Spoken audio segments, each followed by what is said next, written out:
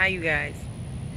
I know I've been gone for a couple of days, but I wanted to touch bases on something that came into my spirit in the last 24 hours or so, probably less.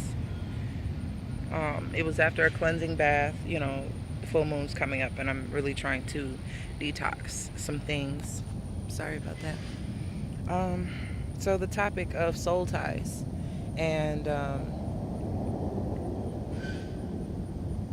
how very strong they can be.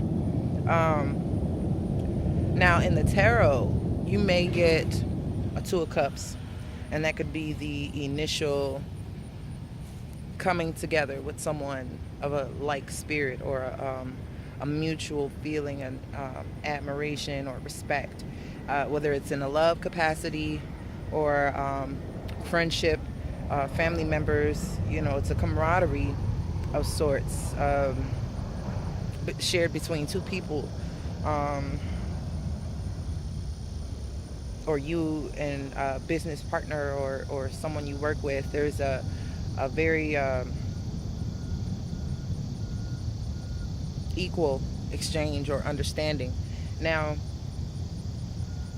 you can have a soul tie and not be married, but spiritually and energetically, it can be recognized as such. Hence the Lover's card and having to make that decision between what your mind is telling you and what your heart is saying to do. Because not every thought that you have will be thought in a pure or divine way. Okay, we can have impure thoughts, but you have some people who say, hey, follow your heart, follow your dreams, and things like that. Following your heart, mind you, the heart chakra is in the area of the heart. It's where the soul sits. It's not necessarily where the actual beating heart is, but it's right in that vicinity. Okay, so when they say to think with your heart or to act with your heart or following your heart, they're talking about your soul's wish, your soul's the desire, the wish, the path that is in alignment with your soul. To think from a mental perspective, you have to be clear that it's not only it can be a logical decision that you're being asked to make, but understand that the metaphysical and the energetic bonds, choices, and things you must do, or things that may be required of you, are not logical. They cannot be explained by a three-dimensional human mind. And therefore, it is a subject, and it is an area that is being probed and discovered. Scientists are trying to pinpoint why certain things are possible of of us, from us, our energetic, our soul bodies, our spiritual selves can do things that defy the laws that govern this material world. And that goes back to what I was saying about, you can be in matrimony on a soul energetic level with someone and it come up as the lovers, but you're not technically married. You can have a partner that you never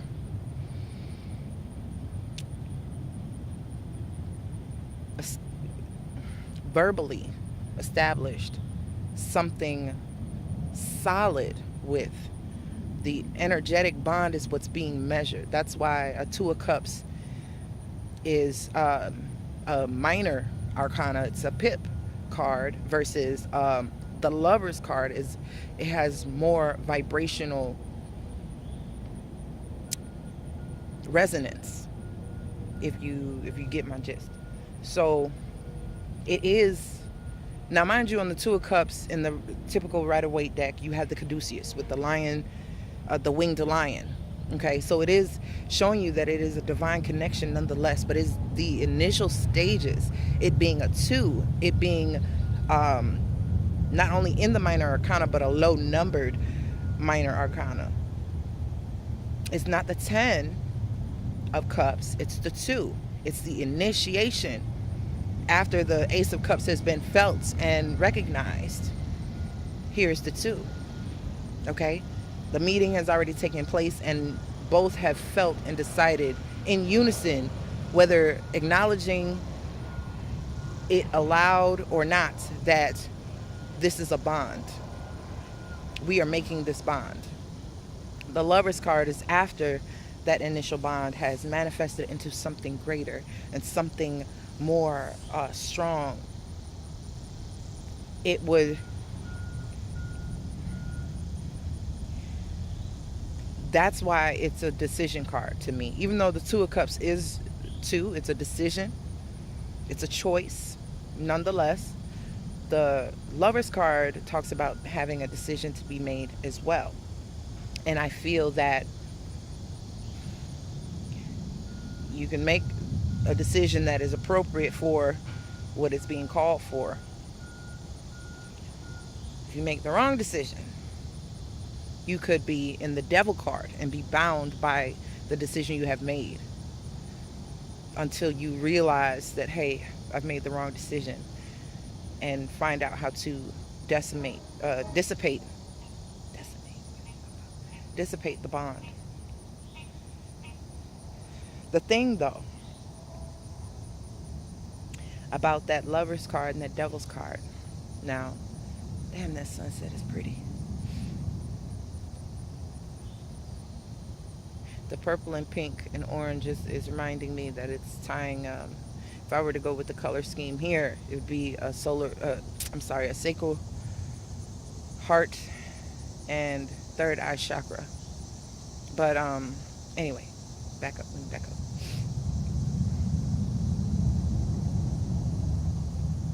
That Devil card can follow you into a Lover's card situation.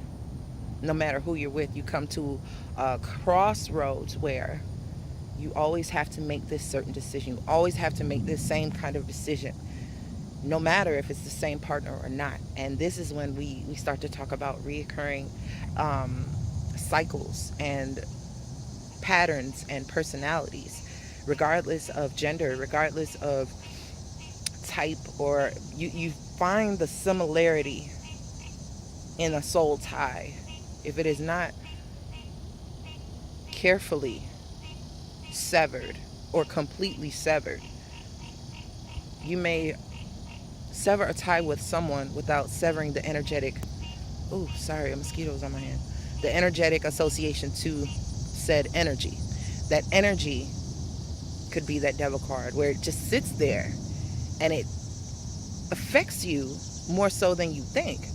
And you think you're free of, you think you're free of someone, and you go about your business, go about your life, you get into another, you start dating or whatever, and you see, once you initiate something with someone, you have that Two of Cups moment. You get to the point where it may be the Lovers early on. You may bond with this person energetically, have bonded with them in a past life or something like that, so you reunite. But there's a critical moment where you have to make a decision. And the decision you make at that moment is a life altering. That's why the Devil card is so strong, because the decision made in the Lover's card, if it was not indeed the right choice on a intuitively mental level, I don't want to say just purely logical, because then we're getting into the construct of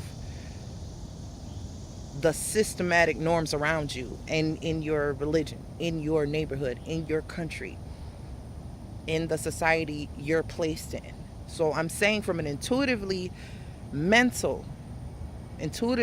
guided mental decision, to view from up here, from this view, instead of straight ahead. Look at it from another perspective on an intuitive level to be able to make the decision.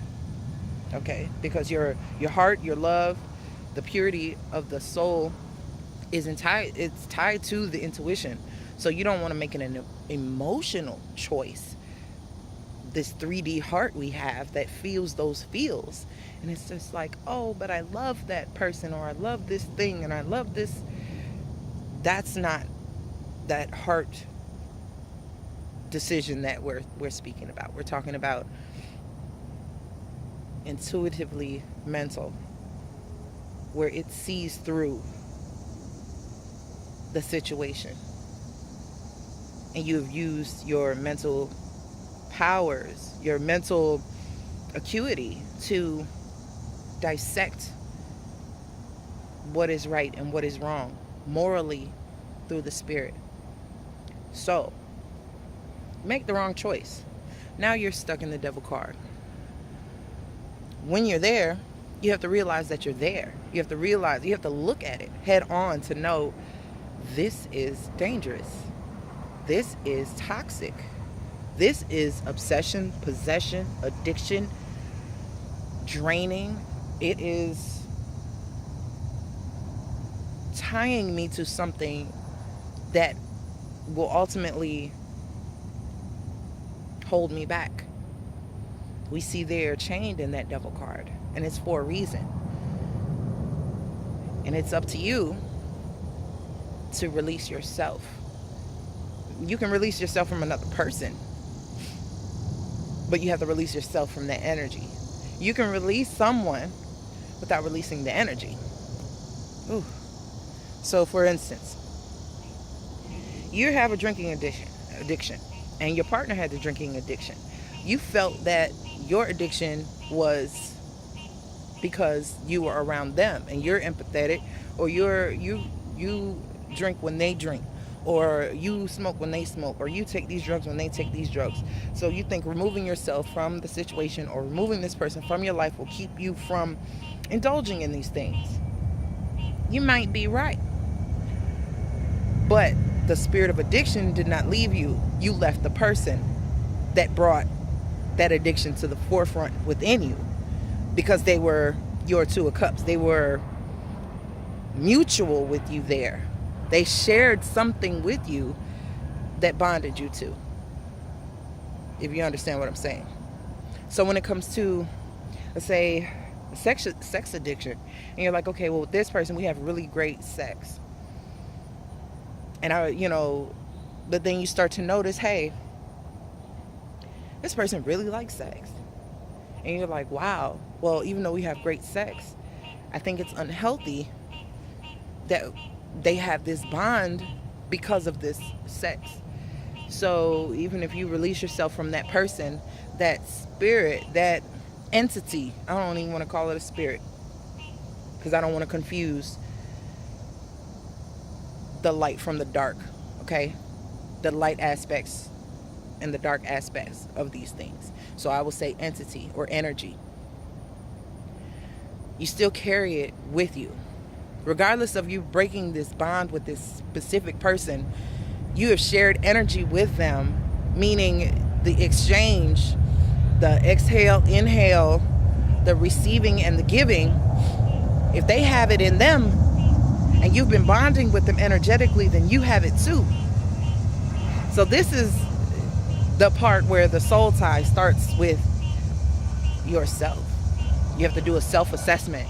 The same things that you can look at a partner or look at a mate, a friend, and say, hey, this is unhealthy, but we're bonded. We share some type of, we have something in common, but you can pinpoint something specific on them or in them.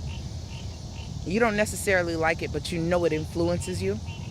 Overspending, emotional spending, what they call retail therapy, or overindulging, overeating, drinking, procrastinating, just they say birds of a feather flock together. So you have to be careful with that, because these are things that will bond two people together. Two unlike people can share the same energy, the same influence, if you will. So when in undoing these ties, they can't just be untied. They have to be severed. They have to be cut, sawed, blown up. You know, I don't. What it was a saying. It was like I don't burn bridges. I put C4 underneath and blow the bridge to high hell to high heaven. I'm sorry. It's like that's kind of it may seem extreme, but in doing your meditations and in doing your centering and things like that, you also have to ask or have to intend to identify these things that are they can hide out. Okay, so you have to definitely identify these things, that the patterns that you've seen in love relationships or in friendships that have gone awry, that you don't want to repeat and don't want within your life, your energetic field. I mean, you really do have to identify these things. Do it like a sweep of yourself. Some, like I said, some of the habits and stuff that you have were learned. They were learned by the people that you've been around, that you've hung around, that you grew up with. And a lot of times these ailments, these ill energies, these low vibrating energies attached to us because we're bonded to the person that they belonged to, and we've accepted them and we accepted everything about them without filtering. You know, it's an unconditional acceptance initially, and it isn't until the bond deepens and two people start to shift that you can see the oddities between you and them, or something that isn't quite right. It's when one person ascends a little higher than the other that they can see from a higher perspective what is surrounding them. I hope I'm making sense, and I hope you follow what I'm saying. But just know that you can only get so far without exposing these things. You can only get so far, or you'll keep, it'll be a hamster wheel, and you'll be constantly on this carousel, this merry-go-round, Ferris wheel of karma, of doing the same shit with different people. Same shit, different day. SSDD, okay? You will be bound to it, and that is that devil card energy, whether you have an addiction or not. The cycle is binding until you eradicate it, or because light cannot survive without darkness. There is a yin and yang. There is a balance with that. That's why there are two in the Two of Cups. There are two in the Lover's card. There are two in the Devil card. Transform what it is if you can. Not everything is workable, but you can try. Say, for instance, that sex addiction. Instead of having sex or thinking about sex or desiring it, how about putting that sensuality into something specific? It can work in that way. You transform the energy into something completely different so that you can use it and it can be workable. Put it into your art if you're creating something. Show your sensuality in your painting. Or bake delicious desserts and put that love and care into the food that you're making. The intention that, not that it's sexy and that not that, but the emotion, that high emotion of love and desire in those treats. And you'll start to find that the energy you're transferring, that you're transforming and transferring in a more healthy way, will be received in a healthy way. Or people will feel the emotion that was put into it, but it won't, I hope it doesn't induce an overindulgence in that regard, but to try to monitor the quantity, the how do I want to put this? Not quantity, the volume. I am talking about frequency. So tone down the volume a little bit on whatever it is, and find a way to use it to your advantage. You can't get rid of all of your darkness. That's not what it's about. It's about identifying what it is so that you can use it to your energetic advantage. So those soul ties, once you identify what is tying your soul and why, and this may relate to your personal lessons in this lifetime, and may relate to past lifetimes and past karma, past traumas, or whatnot, you really have to dig deep. You have to dissect yourself before you can dissect this world, or dissect your purpose. You have to go within before you go without. Right? As within, so without. As above, so below. So start right with yourself, right here. This is a project for self.